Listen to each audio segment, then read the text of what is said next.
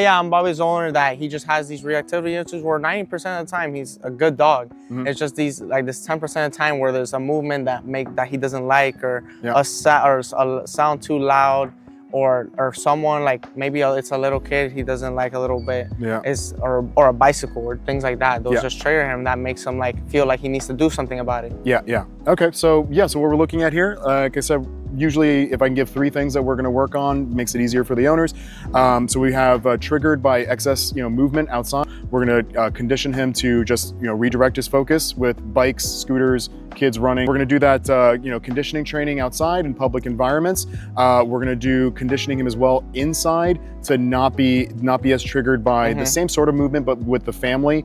So that's where he's probably going to run up to you a little bit more. And then I think the other big one was bringing people inside. He gets a little bit triggered by meeting just like weird people coming in the house. So we're going to facilitate engaging strangers in the home and not getting, you would call it territorial. And we're gonna get around that. We're gonna build up his tolerance a little bit to excessive activity, and then show you a little bit of the handling, how to de-escalate those situations as well without triggering the dog as much. Brought friends over, and I mean, one time she has, they're kind of a crazy group, and like I imagine, they came in, and then my sister didn't open the door first. One of her friends that had never seen Bobby before came in, and she was like a louder girl, so she came in probably like, and then Bobby got triggered so that he lunged at her or whatever, and she got hurt. But that's what I'm saying. So now we're going to work on that. So what you're saying is, and this is what most people are going to do when they have a situation, is you're talking about management. How do I avoid the problem? How do I make sure everybody's like walking on eggshells and we're kind of walk around him? Like totally fine long term, that'll avoid any problems.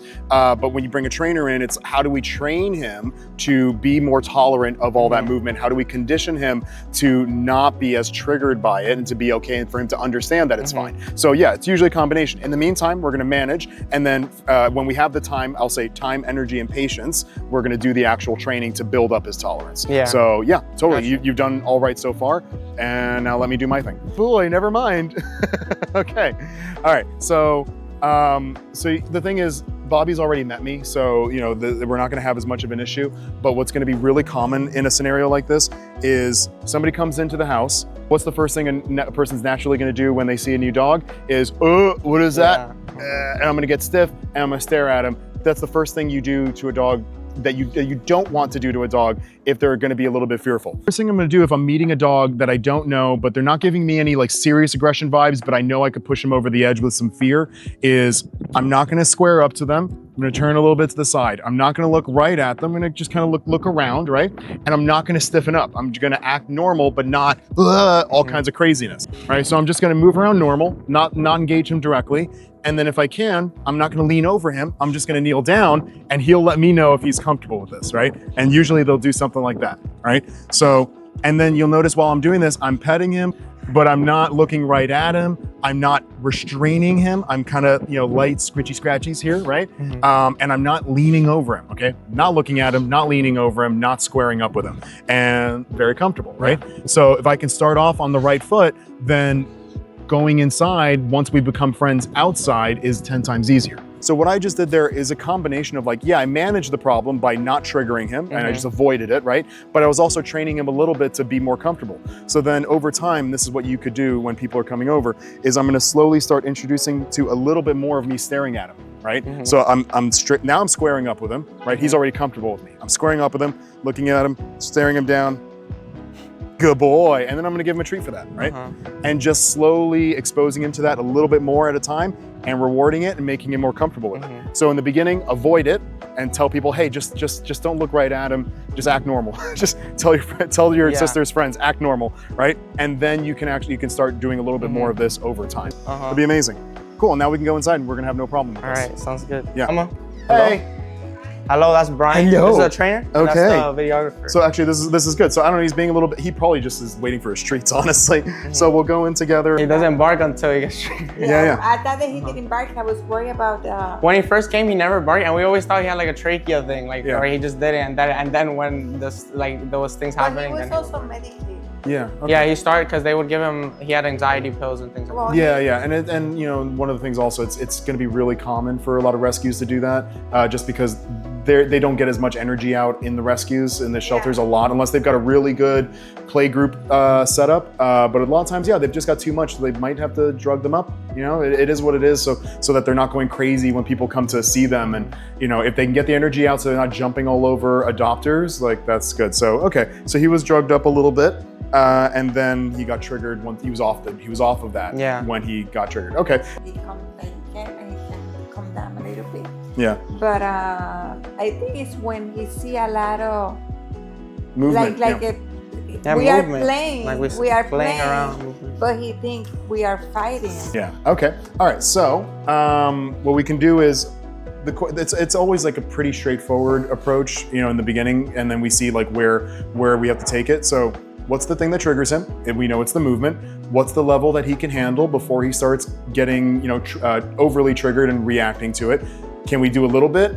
Click. He's already clicker trained, right? So click. Here's a treat. Redirect it, and then he's gonna get a higher threshold. He'll develop more tolerance for it. Okay. Then the next thing we need to do is we need to replicate the problem. So basically, what we're gonna do is he's somehow, I have no idea why, he's clicker trained. So if there's something getting his attention, and I click, he knows that that's gonna give him a treat. Like if he's looking in another direction, Bobby, he's got some. So he knows what that noise means, which is good. So that means that when it comes to behavioral training, whenever we create the trigger, whatever it is, if I shove him, immediately click to mark that split second that he's gonna get his treat for. So if I go. So the idea is you wanna just start at a level where it almost seems too easy, right? And then we can go. It's a good thing that you're a guy. I'm not gonna grab girls and shake them. But then, like, that's the point. You do more and more and more playing until it gets to the point where he doesn't care if it's. Go. See if it works. Go. Bobby.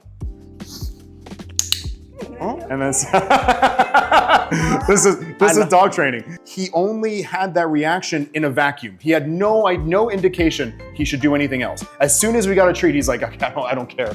Let me get it's like he knows I'm on camera. I'm gonna behave. Yeah, exactly. The dog does not do the problem at all because now they have some little direction. And that's all they needed was just a little bit. And the owners are like, I swear I'm not a liar. And I'm like, no, I trust you. It's that he had no direction at all. He just needs like a little bit. Does not care. Good job. All right, that's pushing it a little bit, but okay, good. But I was able to redirect him pretty effectively. So this is what we're teaching him is normal, and he's learning it pretty quickly. We'll talk about this, but you've got the general idea, right? Oh, wow. Nice, good catch. So the idea, what's the trigger? It's the ball. How can I make this as easy as possible where he can succeed? It's one bounce. I can't do less. I can do one bounce, but like lighter, right? Something like that. And I want to click. The clicker has to be timed better. The treat can come a second or two later. That's fine. Then I can go 1, 2. Good job.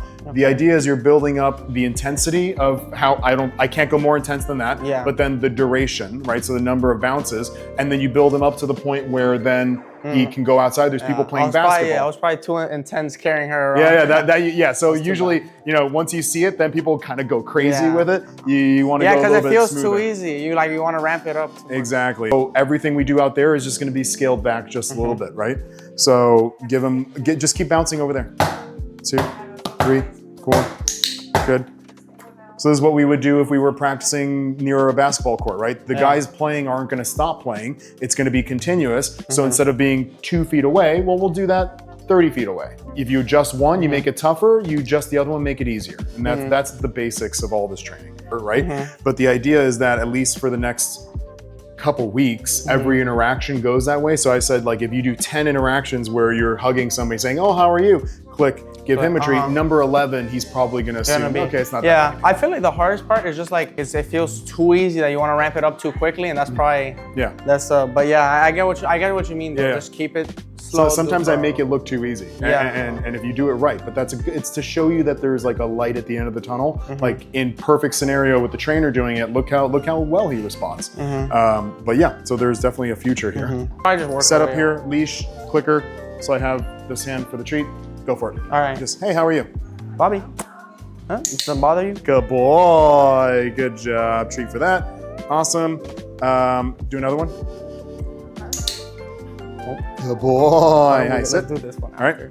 So, good job. That's like All right. Eventually, you just sit there. You don't do anything. He's just like, this is normal, right? Yeah. So you can probably give her a hug now and don't give him a treat. Like, hey, this is my awesome. Doesn't care. It's like, gross. All right, good. Nice. Good boy. Some good progress for today.